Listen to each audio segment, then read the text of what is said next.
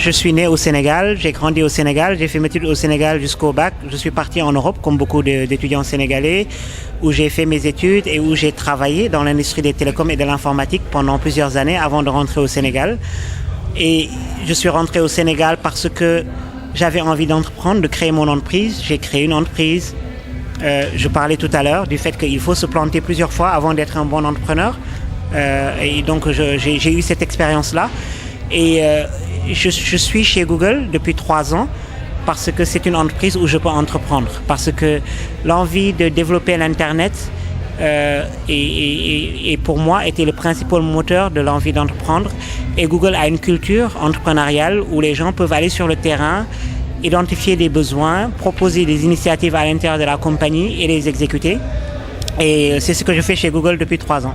D'abord, nous avons un certain nombre de bureaux en Afrique. Nous avons 6 bureaux, le Ghana, le Nigeria, le Kenya, l'Ouganda, l'Afrique du Sud et le Sénégal. Ce sont les bureaux en Afrique subsaharienne. L'Afrique du Nord est prise en charge avec le Moyen-Orient par d'autres bureaux. Le bureau, comme vous le constatez, le bureau du Sénégal est le seul bureau en Afrique francophone. Donc nous avons la responsabilité des activités en Afrique francophone. Et comme je le dis souvent aussi, il faut qu'on commence par se focaliser sur un certain nombre de pays, avoir de l'impact, développer nos activités avant de les déployer partout. Donc nécessairement, nous nous concentrerons d'abord sur le Sénégal, sur la Côte d'Ivoire, sur le Cameroun jusqu'à présent. Et comme je le disais aussi tout à l'heure, il faut percevoir les équipes locales comme étant des relais de Google, l'organisation globale Google. Google est une organisation globale. Partout dans le monde où vous vous connectez à Internet, vous tapez Google, vous avez accès à Google. Donc il ne s'agit pas d'être présent nécessairement dans un pays, mais d'amener la magie, la technologie, l'activité Google dans un pays. Nous sommes un relais, mais c'est tout Google qui est engagé dans une stratégie africaine et qui porte ces activités que nous menons. Comme je le dis souvent, nous travaillons sur 3 axes. Le premier axe, c'est rendre Internet accessible pour les Africains. Et ça, évidemment, c'est un travail qui passe par des acteurs locaux, par des partenaires locaux. Nous travaillons avec les gouvernants autour des politiques publiques, autour des questions de régulation. Vous avez vu tout à l'heure dans le panel sur l'accès Internet au Sénégal qu'il y a beaucoup de problèmes qui dépendent réellement de la gouvernance. Et donc nous travaillons avec les gouvernants autour de ces questions où nous avons une expertise, où nous avons une vision globale que nous partageons et où nous accompagnons les gouvernements dans des projets concrets, par exemple de transparence, d'ouverture, de présence sur Internet. Nous travaillons avec les opérateurs pour les accompagner pour développer des produits, des offres plus adaptées aux internautes africains. Nous travaillons aussi sur des projets d'infrastructure. Par exemple, nous travaillons avec les universités pour développer leur infrastructure pour permettre aux étudiants d'avoir un accès Internet haut débit permanent, gratuit sur le campus. Parce que ces étudiants-là sont les premiers à adopter Internet en général et ont un besoin particulier autour de l'éducation. Nous travaillons sur les contenus. Là aussi, vous verrez, nous travaillons toujours avec des partenaires. Nous considérons que notre rôle, c'est de susciter le développement de contenus locaux qui vont rendre Internet plus pertinent et plus utile. Cela veut dire que nous identifions des partenaires qui ont vraiment du contenu qui peut intéresser les Africains et nous allons les voir en disant « Ok, comment nous pouvons vous accompagner techniquement avec nos plateformes, avec nos technologies pour que vous puissiez mettre votre contenu en ligne. Comment nous pouvons vous accompagner pour que vous génériez de l'argent avec? Parce que c'est quand ils génèrent de l'argent avec les contenus qu'ils sont encouragés à mettre les contenus en ligne et que ce contenu-là va donner aux gens envie de venir sur Internet et il y aura une plus grande audience sur Internet et ces partenaires auront plus de raisons de mettre leur contenu en ligne et que nous aurons démarré ce cercle vertueux qui va entraîner le développement d'Internet et des contenus en ligne.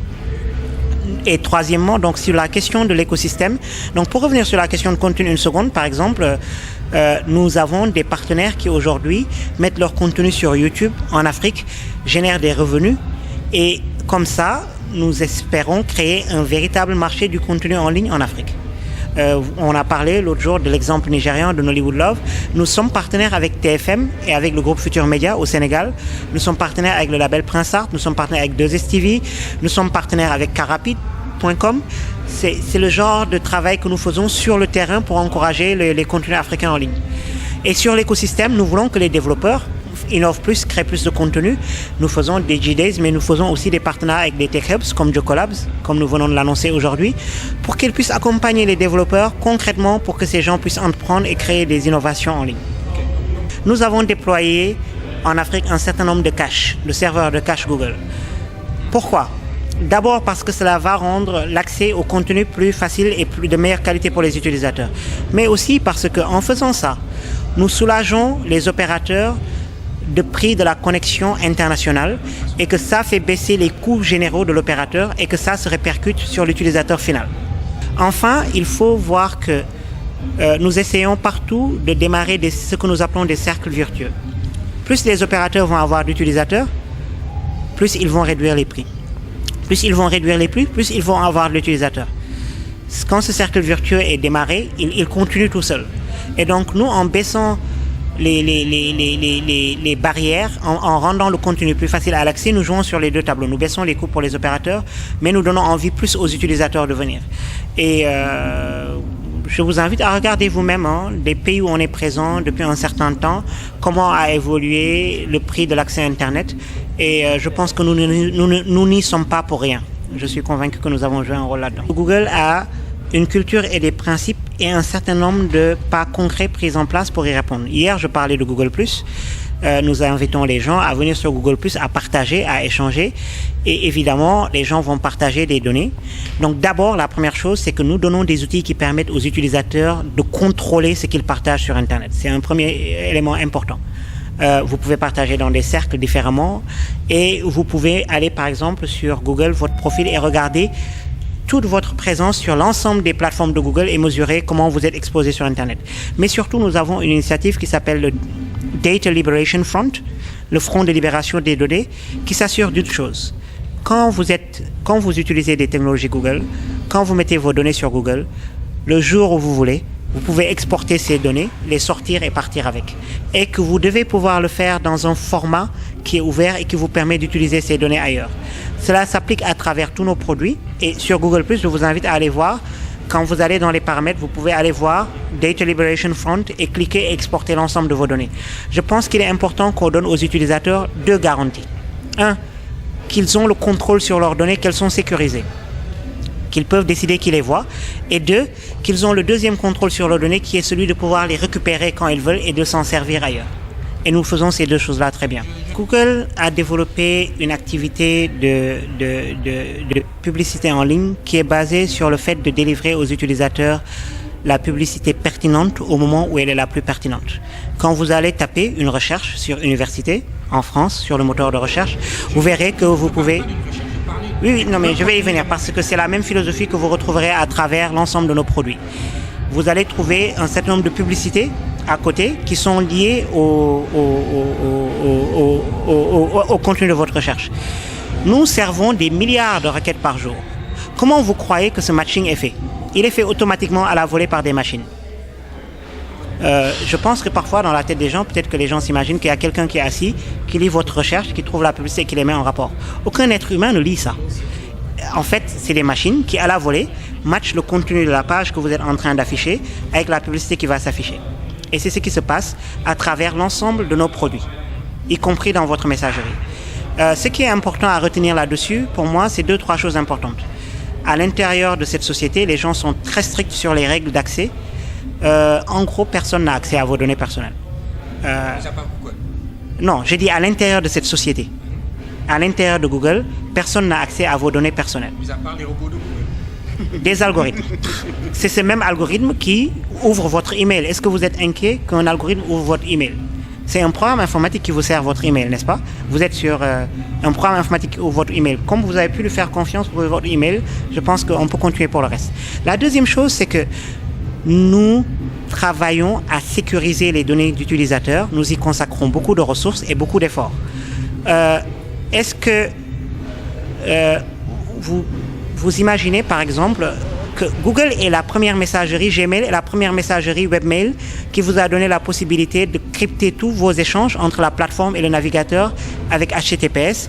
Cela a un impact sur les ressources et les coûts consacrés au service, mais nous sommes les premiers à l'avoir fait et à l'avoir mis automatiquement pour tout le monde, au lieu d'attendre que vous le demandiez vous-même parce qu'il y avait des sources là-dedans de dangers potentiels. Donc, s'il faut retenir 2 choses, nous consacrons beaucoup de ressources à sécuriser vos données en interne aussi bien qu'à l'externe. Et deuxièmement, nous optimisons les données que nous vous servons dans les publicités en fonction du contenu que vous êtes en train de regarder, ce sont des mécanismes automatisés et que ce n'est sûrement pas de là que viendront pour vous des questions liées à la sécurité de vos données. Quand des gens se posent des questions et d'inquiétudes légitimes sur certains produits, la première, non, en fait, je vais insister. Pour moi, beaucoup d'inquiétudes viennent de manque d'information et que l'information sur comment ces choses marchent et comment les utiliser est disponible en ligne. Et pour moi, c'est la première réponse à quelqu'un qui se pose ces questions-là. Informez-vous et nous mettons un point d'honneur à fournir une information complète en ligne autour de ces services et de leur fonctionnement.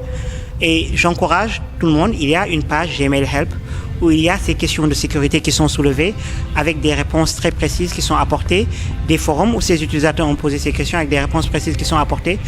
Et en général, ces pages sont beaucoup mieux informées que moi-même qui vous réponds aujourd'hui sur ça. Je vous encourage à y aller.